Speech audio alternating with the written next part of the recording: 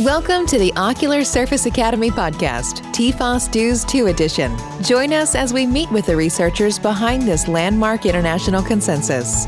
Each episode will feature practical clinical takeaways. Before we get to today's episode, here's a quick word from our sponsor. Founded in 2011, Sight Sciences develops and commercializes intelligently designed and engineered ophthalmic medical devices that take into consideration the underlying causes of the world's most prevalent eye diseases, dry eye and glaucoma. Sight Sciences is pleased to support educational conversations through our exclusive sponsorship of Ocular Surface Academy, the TFOS DEWS II edition podcast. Visit us at sightsciences.com for more information. Welcome your host and co-host for today's episode of the Ocular Surface Academy podcast, Dr. Scott Schachter and Dr. Christopher Starr. Thank you, James, for joining us today. I really appreciate it. I know we corresponded over email over the years, and I've followed some of your work. And thank you so much for taking the time. Please tell me and remind or tell our listeners a little bit of your journey into your professional career. What was your education?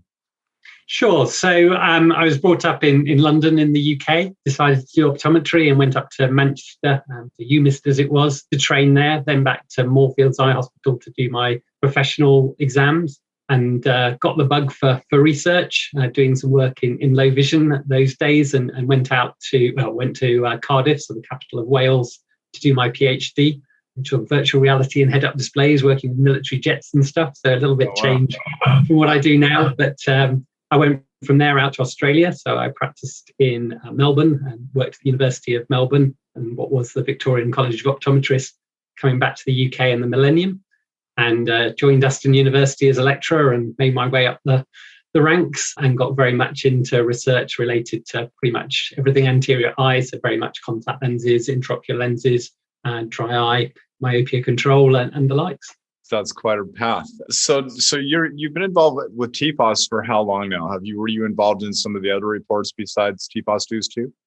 Yes, so I was involved in the contact lens discomfort report as well, and a future report on lifestyle. I'm chairing the digital environment paper. And you were chair of Diagnostic subcommittee, and we've had a chance. Priya Gupta was nice enough to talk to us a little bit about that. And maybe you can give us some more insight into how the Diagnostic subcommittee was arranged in terms of harmonization, and what were the goals of the Diagnostic subcommittee?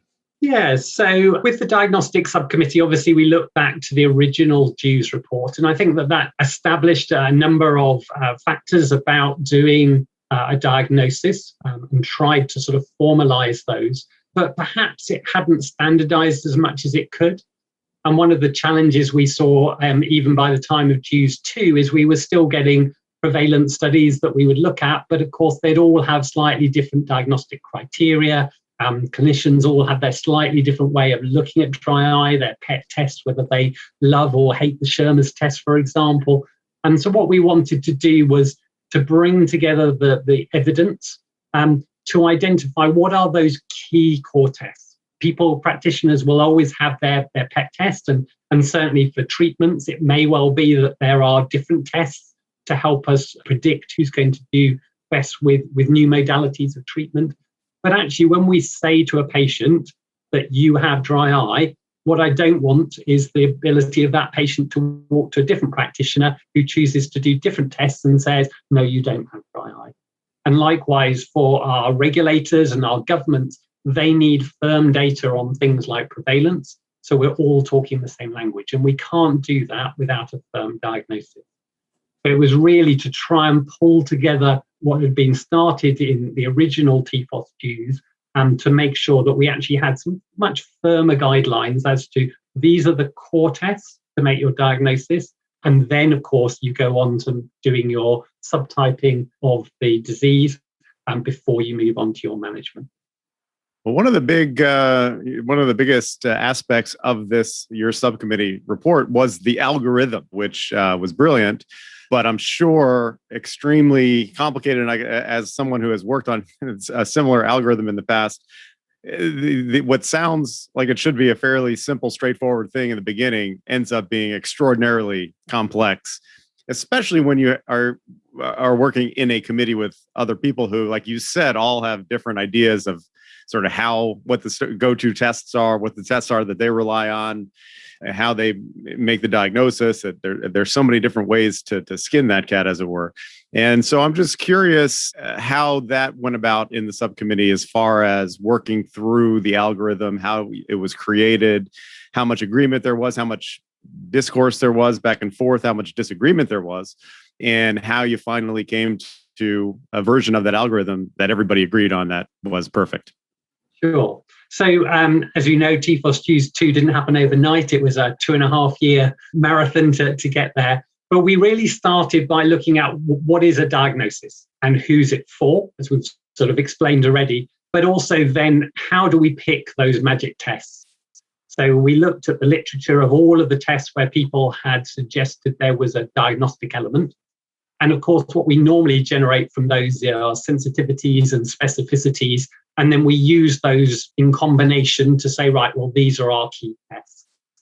But the problem is there's some really key biases to that kind of approach, particularly when it's done across multiple different studies. So to do a sensitivity and specificity, of course, you need to have a healthy group and you have to have a disease group. So you're choosing your disease group before you have a diagnosis for that disease group. Right. And in choosing that disease group, if you choose a group that has very severe disease, then your test is going to look like it has a very high sensitivity and specificity. And there are then a group of people invariably who aren't classified as healthy and they aren't classified as having dry eye disease who fall in the middle. Right. So there are these biases that naturally fall to that. So while that did play a part, we also had to consider whether these tests can be done in a way that didn't disrupt what we were trying to measure. The tear film is less than a tenth of the thickness of a human hair. It is such a finely balanced liquid that anything where you're doing in fluorescein, those sorts of procedures is going to disrupt this. Sticking a strip of paper onto the eye, I know myself, you can stick it onto someone who's so dry that it literally is pulling off the cells. They then tear. And so you get this very wet strip very quickly, but then it becomes impression cytology. It does. and not a shimmer. So we were looking for things that were non-invasive as best we could. And likewise, we were looking for things that could be done in a clinic. Patients don't want to have to go away and come back for a diagnosis later on. So we were looking for measures that we could take in a clinical setting. And also, obviously, dry eye is very prevalent, and so are signs of discomfort. We needed a way of allowing practitioners, even if they weren't particularly interested in dry eye, to screen for patients initially. And then once you've had your screening step as a positive, move on to the more expensive and more time-consuming look at your signs. So essentially, it was that split of looking at symptoms first of all. Of course, again, there's a wide range of questionnaires and different people all like their different questionnaires. The questionnaires that we have all have their limitations. I've recently written a book chapter on this, and none of them are perfect based on the standards we have nowadays for developing diagnostic questionnaires. But we chose two, one being the OSDI because it's very prevalent. It's got a lot of research behind it. And the other being the DEQ5, being nice and short, again, relatively well tested.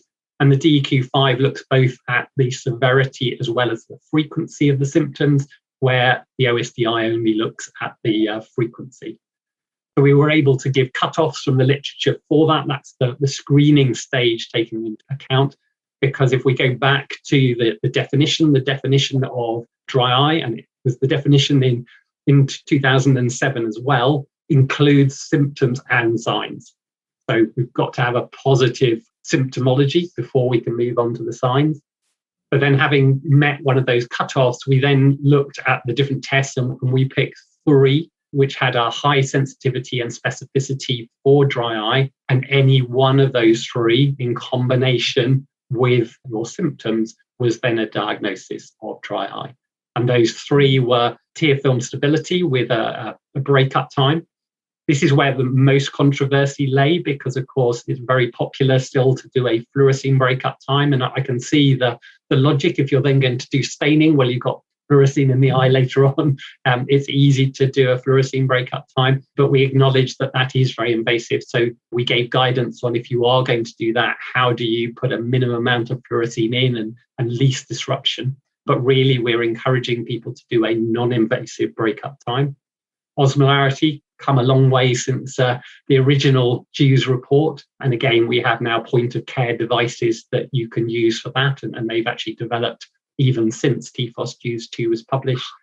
And then the final one being staining, a very important sign of dry eye, but generally a later stage, but acknowledging that this was staining of the whole ocular surface. So not just the cornea with fluorescein, but very much advocating lissamine green, although we know it can't be used all around the world, but it is a really useful dye for looking at conjunctival staining and also staining of the lid wiper. And generally in our studies, it's that metric, so conjunctival staining, that we see the first recovery from in terms of things like artificial tears, whereas other metrics, other signs are harder to shift. In the algorithm, did you specify, I just looked at it again, but it doesn't say specifically in the chart, fluorescein versus lissamine staining? Did you make a recommendation, one or the other, or both? So we recommended both, and we gave some guidelines on how you do that from the literature. We don't have perfect literature on whether you can combine them effectively or not, but there is literature on how soon after installation, for example, that you should look at them. So that's there. And the other thing that we did was we went out to Canada and did a whole load of videos. So there are YouTube videos accessible from the TFOS site where you can look at these techniques actually being performed. So again, if you're new to this, that's a really nice way that you can sort of get your head around the application and imaging of staining, for example. You know, you bring up a good point because certain times what I will do, depending on how much time I've got, sometimes I'll put the strips together and wet them, and I'm not quite sure that I'm seeing the same sort of lissamine green staining I'd be seeing otherwise, even fluorescein. You know, if you're talking to a practitioner who's sort of a dabbler or just getting into dry eye, and you're trying to distill down some absolute basics, efficiency, evidence-based approach to screen for dry eye, what do you recommend in your lecture and the speaker? What do you recommend a different approach for someone who's just trying to, you know what, I'm not going to take on dry eye, but I'm going to refer it out if I catch it because I know there's a lot of it, or I really want to start getting into managing these patients in my own practice? Do you have a different recommendation personally between that doctor versus a different optometrist or ophthalmologist?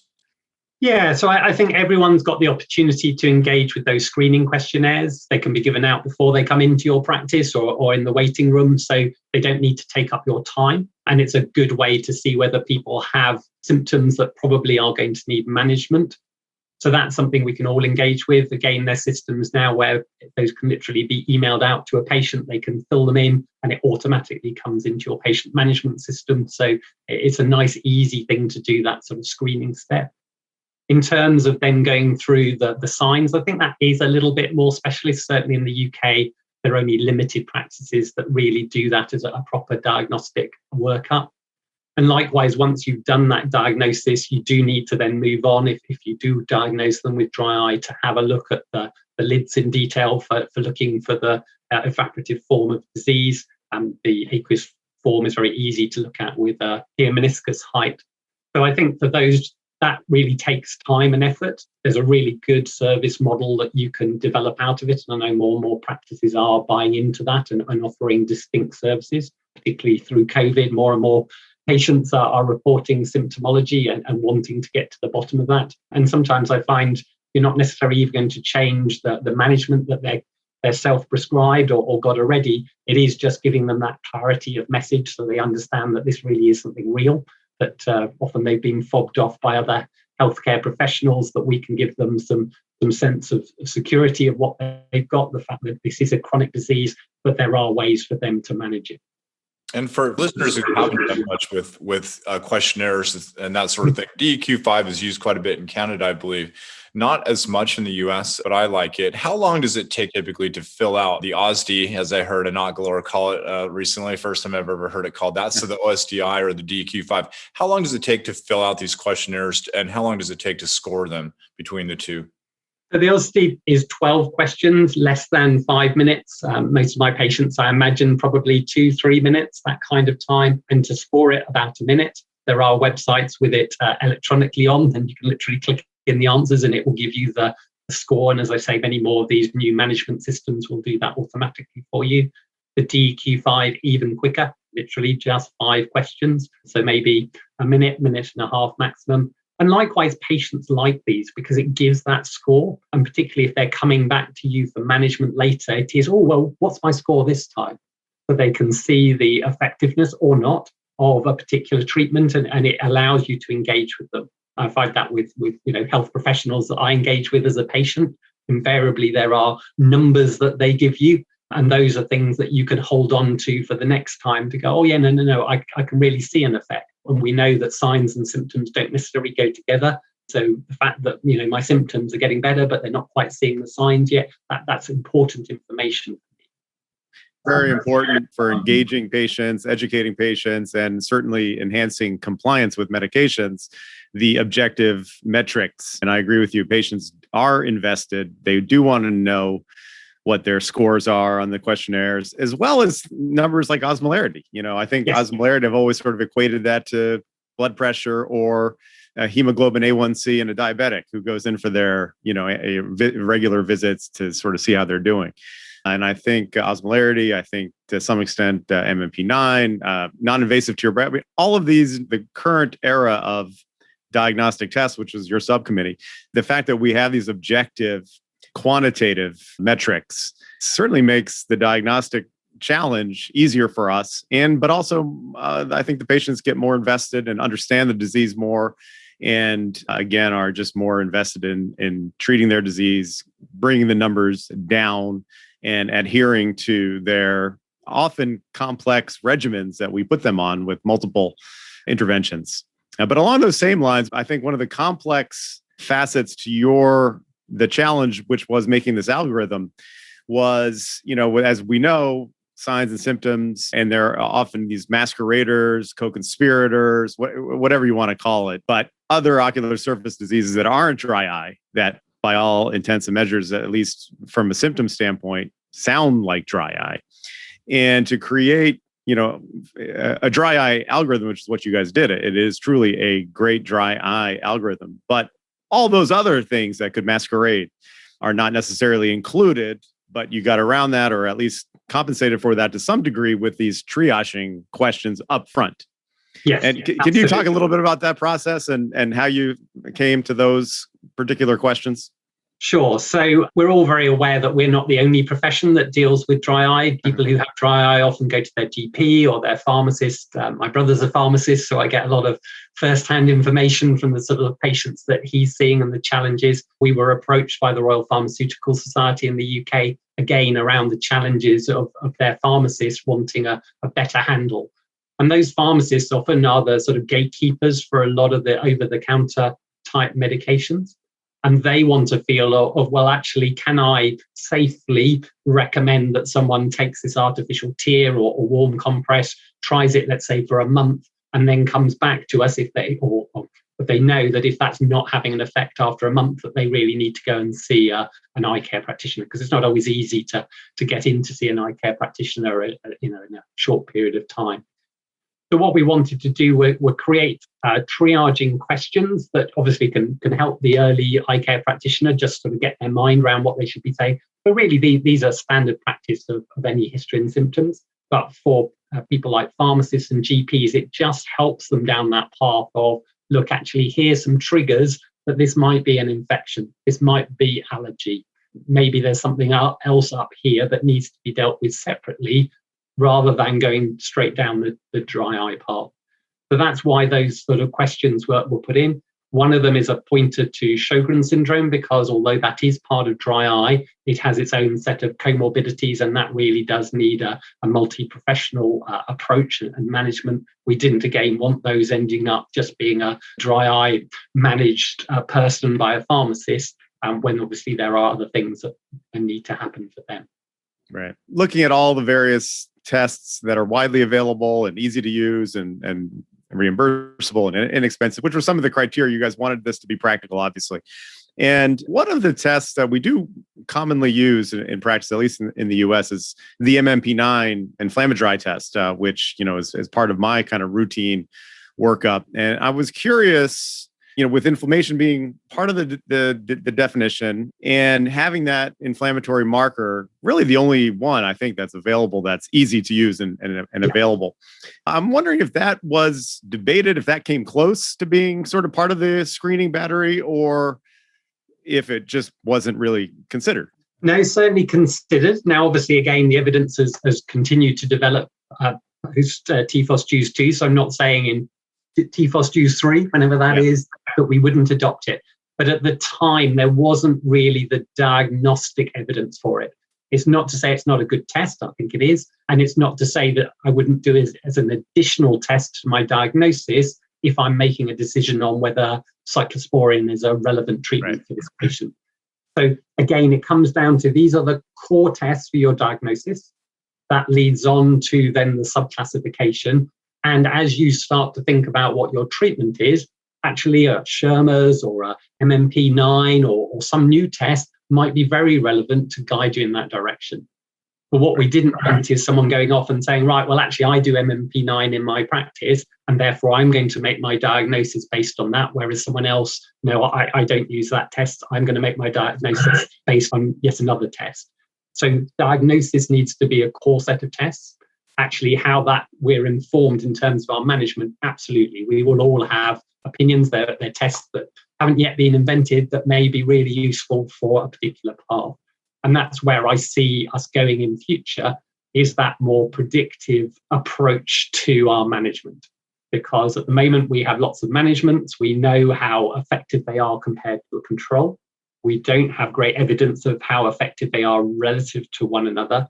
And Jennifer Craig and Lyndon Jones and myself met together to try and fill out the sort of bit past the diagnosis to say, right, depending on severity and subclassification, let's put the treatments that we have into that sort of matrix, that little sort of triangle we ended up with. It wasn't the evidence for it. We couldn't do it. We literally just published a paper on, I think, about 1,200 practitioners in terms of what they do.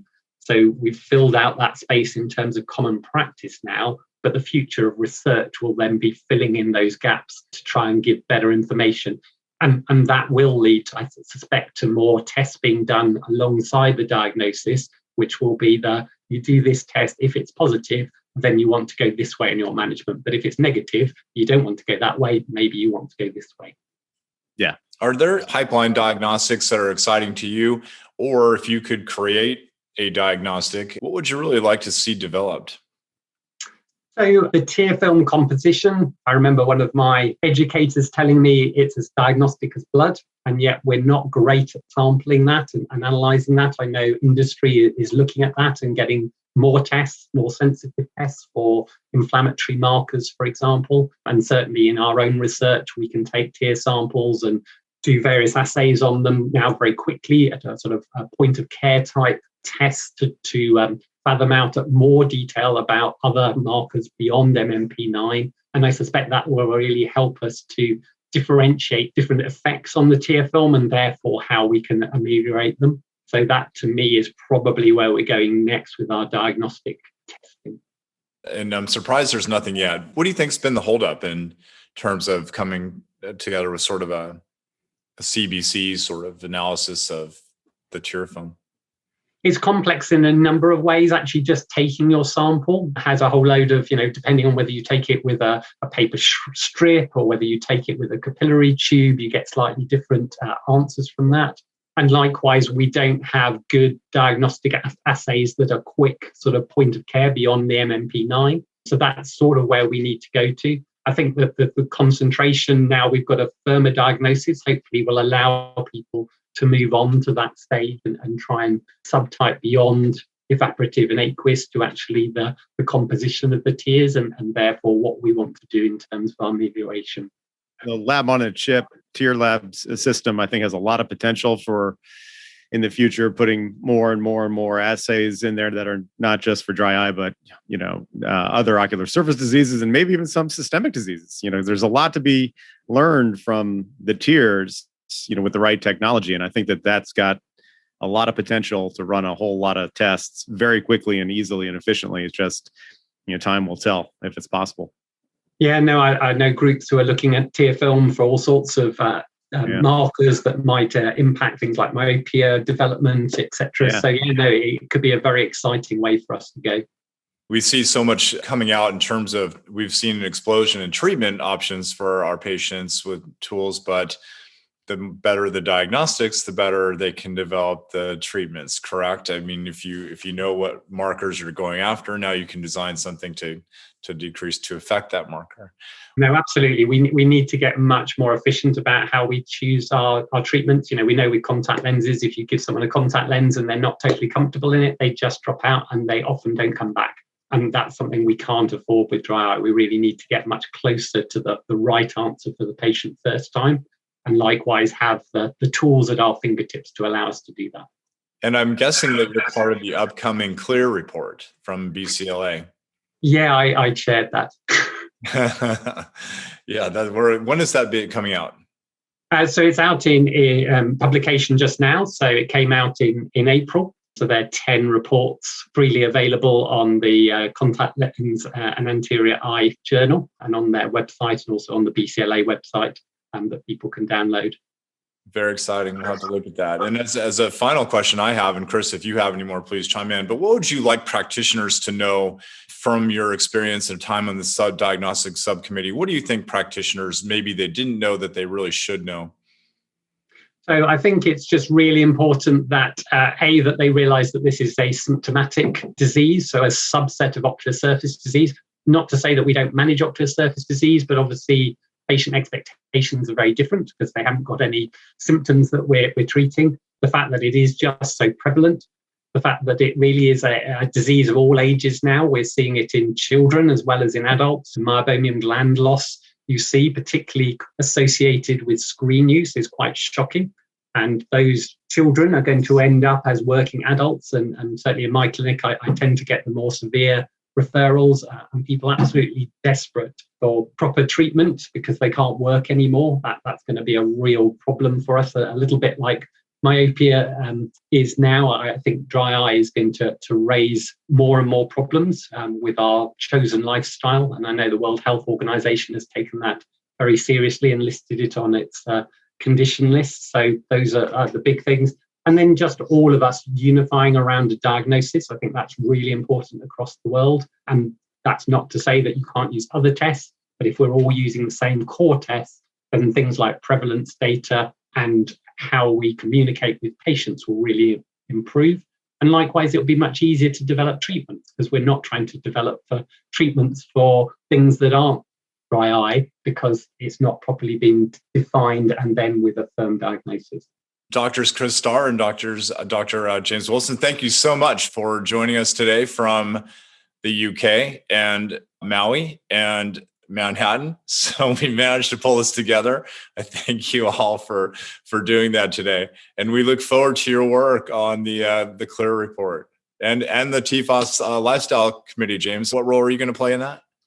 So one of the reports is around the digital environment, so all the screen use, etc. So that's my committee that I'm chairing. Very exciting. And Chris, you're also part of this upcoming report, correct? And what are That is correct. Yes. Public Awareness Committee. All right. Who better to take that on? Great. Well, thank you both again. I really appreciate your time today. Be sure to catch the entire series. And if you're lucky enough to see this on YouTube, you can see James sporting his amazing t-shirt today. There you go. Brilliant, as they might say in the UK. All righty. Well, thank you both. Thanks for listening. Join us for our next episode soon. Find us online at www.ocularsurfaceacademy.com, all major podcast platforms, and YouTube.